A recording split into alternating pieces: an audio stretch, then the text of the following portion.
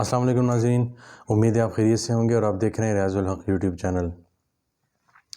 ناظرین، کل کی آپ نے کابینہ کے اجلاس کے تمام لوگوں کی جو کابینہ کے اراکین تھے، مولانا عبدالواسع سے لے کر خم دستگیر، مریم اورنگزیب، خواجہ آصف، ان کی جو ہے وہ آپ نے وہ دیکھ لی ہوگی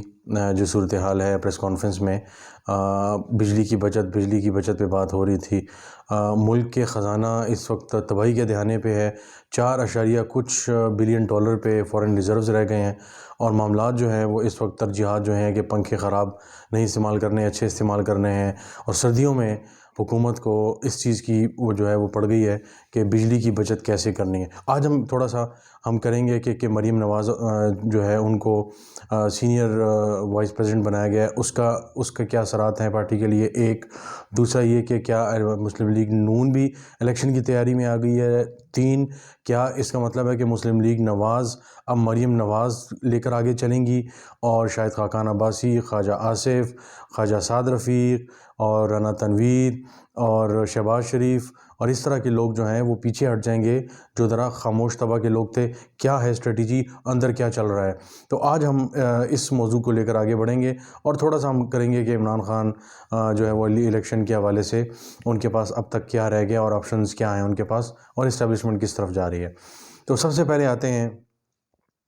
جیسے میں نے شروع میں بتایا کہ کل کی پریس کانفرنس میں آپ اندازہ لگائیں کہ ترجیحات کی بدقسمتی یہ ہے کہ 8 ماہ پہلے آپ کو یہ یاد نہیں آیا جب سخت گرمیاں تھیں، جب 10 12 گھنٹے لوڈ شیڈنگ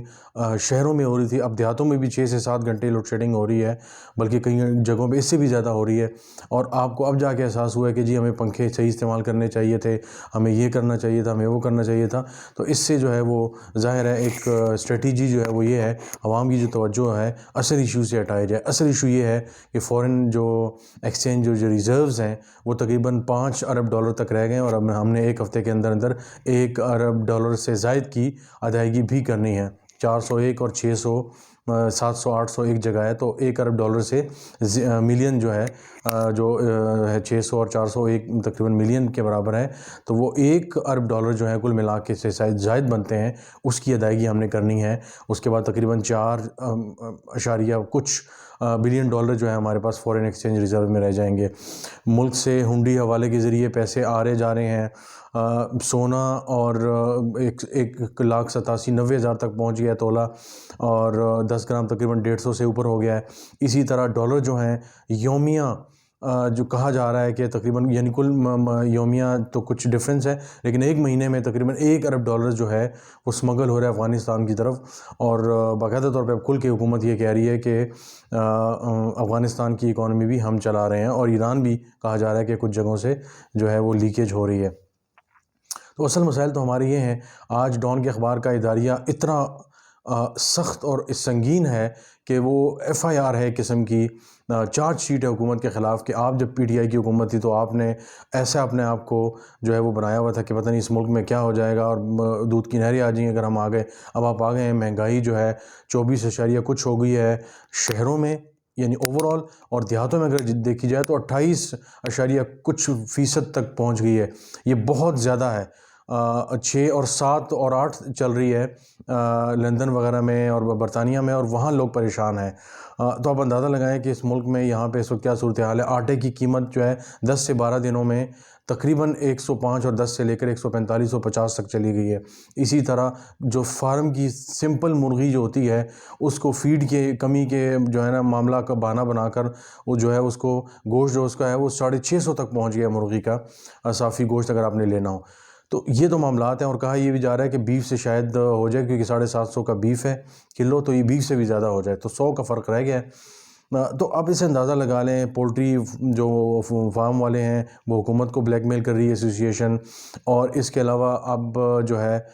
کچھ سمجھ نہیں آ رہی حکومت کو، اور اس دوران انہوں نے فیصلہ کیا کہ مریم نواز جو ہیں ان کو سینئر وائس پریزیڈنٹ کے عہدے پہ تعینات کیا گیا ہے، اور اس کے ساتھ ساتھ ان کو جو ہے پارٹی کی جو ری آرگنائزیشن ہے، ری اسٹرکچرنگ ہے، اس کا بھی ایک قسم کا ہیڈ بنایا گیا ہے، وہ ان ساری چیزوں کو دیکھیں گی۔ تو اس سے یہ اندازہ ہوتا ہے، جیسے میں نے شروع میں کہا، خاقان عباسی آؤٹ، خواجہ سعد رفیق، خواجہ آصف آؤٹ، شہباز شریف بیک فٹ پہ چلے جائیں گے، اور اس کے ساتھ ساتھ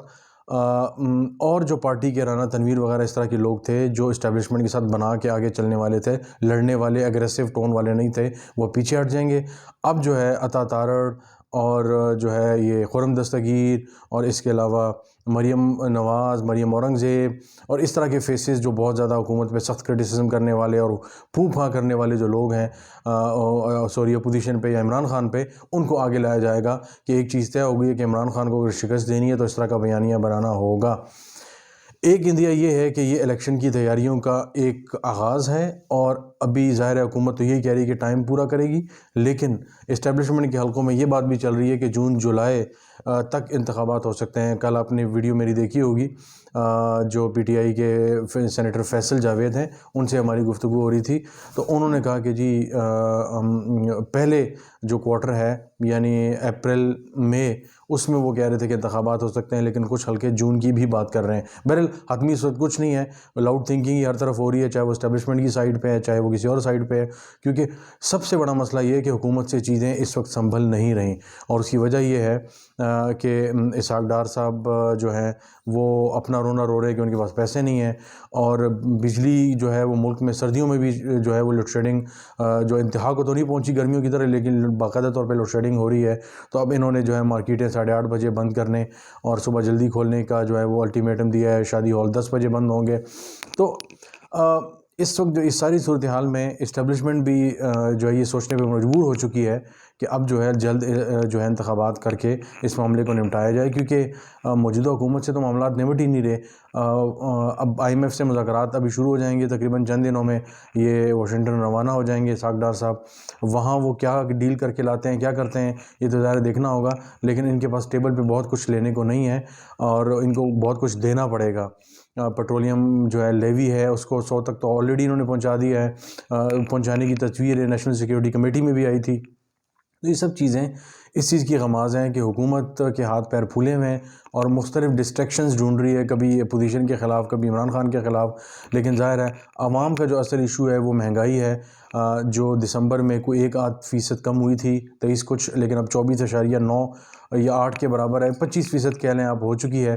تو یہ بہت شدید قسم کی جو ہے وہ مہنگائی ہے، عام آدمی پریشان ہے، اور پیسے ایسے کہ جو ہمارے ڈیفنس کے جو پروجیکٹس ہیں، ایشوز ہیں، ان پہ بھی مسائل ہو رہے ہیں۔ ملک میں جو لا اینڈ آرڈر ہے وہ کہاں جا رہا ہے وہ آپ کے سب کے سامنے ہے۔ تو اس وقت جو ہے اسٹیبلشمنٹ سنجیدگی سے سوچ رہی ہے کہ کس طرح لا اینڈ آرڈر کی جو صورتحال ہے اس کو بہتر کیا جائے، اور اس کے لیے ظاہر ہے جو انتخابات ہیں ایک مینڈیٹ والی حکومت آئے تاکہ فل فلیج ہو، کیونکہ اس حکومت کو بھی پتہ ہے انہوں نے 4-5 مہینے رہنا ہے اور اس کے بعد، تو اس لیے اس طرح کے وہ فیصلے جس سے لانگ لاسٹنگ ایفیکٹ آتا ہو وہ نہیں لے سکتے۔ یہ کہتے ہیں ہم نے کیپٹل اپنا بند کر لیا ہے، ہم آگے نہیں چل سکتے۔ تو بہت چیزیں ہیں جو ہچکچاہٹ کا شکار کر کے حکومت کو بدنامی کا باعث بن رہی ہیں، اور حکومت جو ہے صرف اور صرف اپنی سیاسی ساکھ بچانے کے لیے PDM وغیرہ جو ہے وہ سب کوشش کر رہے ہیں کہ کس طریقے سے ڈیلے کیا جائے۔ ان کو بھی پتہ ہے، وہ بھی چاہتے ہیں کہ الیکشن جلدی ہوں، لیکن مسئلہ یہ ہے کہ ان کو پتہ ہے کہ اس کے بعد جو ان کا حال ہونا ہے وہ بہت برا ہونا ہے، کیونکہ عوام انتہائی غم و غصے میں ہے، کیونکہ مرکز میں ان کی حکومت ہے، اور مرکز میں اگر ان کی حکومت ہے تو پھر چیزیں ان کے کنٹرول میں کیوں نہیں ہے؟ یہی سوال پوچھا ہے ڈان کے آج کے اداریے نے۔ آج کے لیے اتنا ہی، انشاءاللہ آپ سے دوبارہ ملاقات ہوگی۔ بہت شکریہ۔